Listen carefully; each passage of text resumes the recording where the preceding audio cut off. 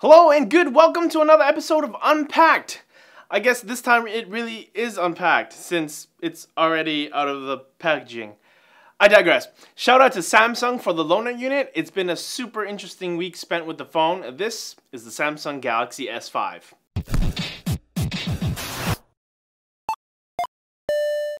Usually I would start things off with what's included with the Galaxy S5, but since all I received was the phone itself, no charger, no cables, not anything, we might as well just dive right into the phone. First off is the display. It's a 5.1-inch 1080p Super AMOLED display. This is my first experience with the Super AMOLED display, and when I first learned that the black parts of the display not being lit, I didn't actually believe it until I actually put up a dark background onto it. Alright, so moving down to the bottom of the screen, we find the home button, the back button, and the task switcher button. Now Samsung, I understand that you're trying to be different, you want to switch the back button and the multitask button or task switcher button to the opposite sides of the home button. So instead of having it on the left, you have it on the right. But every single brand out there, anybody who makes an Android phone, even people who make Windows Phone, put the back button on the left-hand side. What the F? That took a lot of getting used to for me, and I still, to this day, want to tap the task switcher button every time I want to go back. Come on, Samsung. Just, come on. The home button this time around is also a fingerprint scanner. Personally, I would never use the fingerprint scanner as I feel that typing in a password or having a lock pattern is definitely a better way to go. But for the purpose of this video, I tried it out. It worked most of the time. But for the times I had to unlock the phone quickly, it wouldn't recognize my fingerprint, or in this case my thumbprint, quick enough, and I'd have to end up typing in a password anyways. Alright, so silly story time with Jack. I actually registered one of my big toes as one of the prints to unlock the phone, and guess what? It actually works. I don't know, I thought that was a silly little tidbit I thought I'd share with everybody. I was bored, and at the press tour, one guy was actually joking around that, hey, does it actually work on toes? And I thought, hey, I'd try it. Anyways, if you guys want to check out the little video I filmed with my big toe unlocking the phone, click the annotation or check the link below. Moving on, the S5 does have a chrome bezel around it. Now, personally, I'm not a big fan of the chrome bezel, but working around the chrome, we see that there is a USB charging port cover. Yes, there is a cover, because the S5 is IP67 certified, so it's both water and dust proof. But what if you really drop your phone into a puddle of water?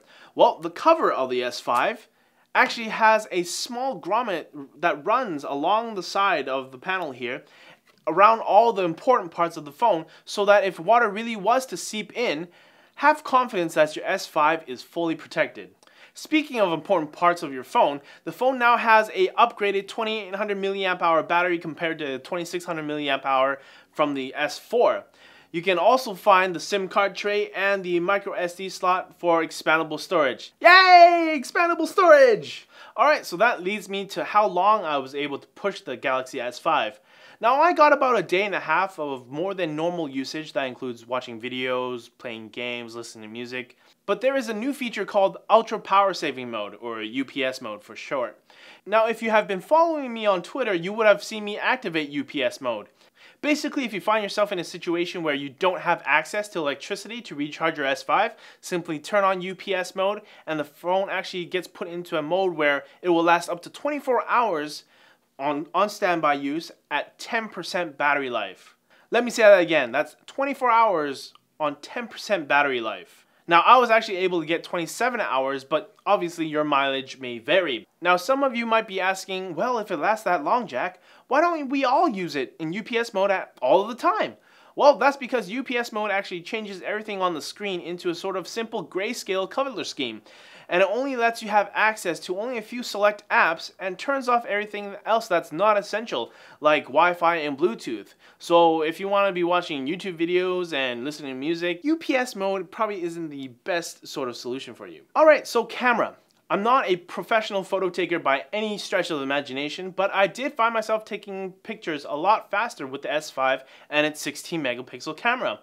Now, I've never used an S4, so I can't say comparatively between those two, but I can say that coming from a Nexus 5, the autofocus and shutter speeds are pretty quick. Now, just below the camera, you'll find the heart rate monitor that works in conjunction with the S Health app.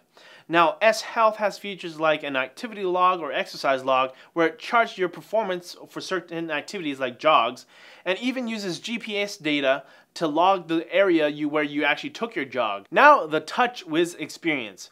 Coming from a stock vanilla Android experience with the Nexus 5, a lot of the apps and features in Touchwiz are just not needed for my personal use. For example, if you swipe all the way left, instead of Google Cards, you get Samsung's My Magazine. I feel like Samsung's trying really hard to make their own sort of little ecosystem within Android. I just don't see myself using it on a day-to-day basis. Now, the settings menu was definitely an eye-opener.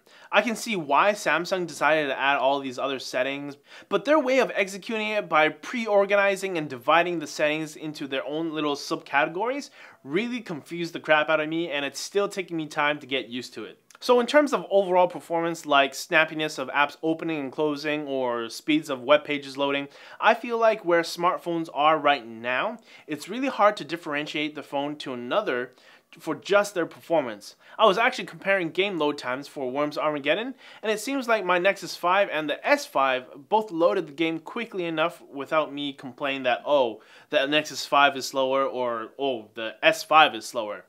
Speaking of games though, here comes problem number 2 I had with the S5.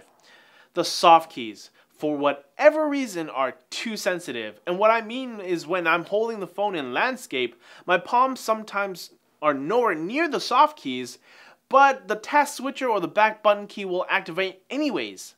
When I was playing Worms, it didn't seem to be that big of a deal, but when I loaded up a racing game like Asphalt 8, having your game paused on you when you're in the middle of a race really throws you off. I mean, I was so frustrated at the time, I just quit the game and didn't even bother playing it till the next day. Problem number 3. Listening to music through the external speaker was not fun. One would think that in the year 2014 we wouldn't have to resort to cupping our phones in such a way to have the sound bounce from the phone to our hand bounce to our ears.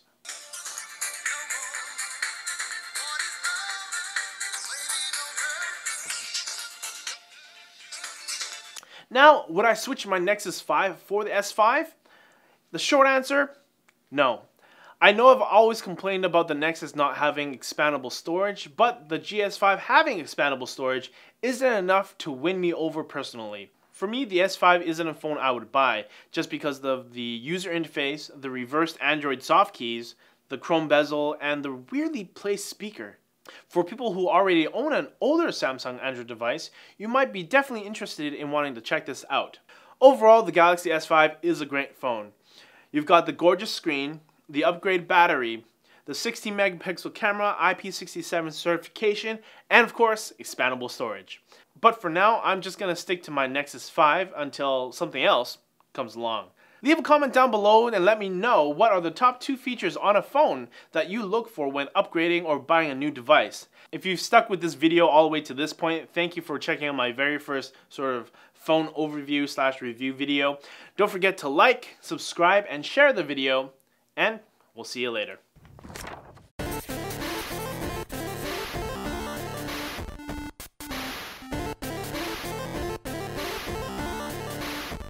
What the F?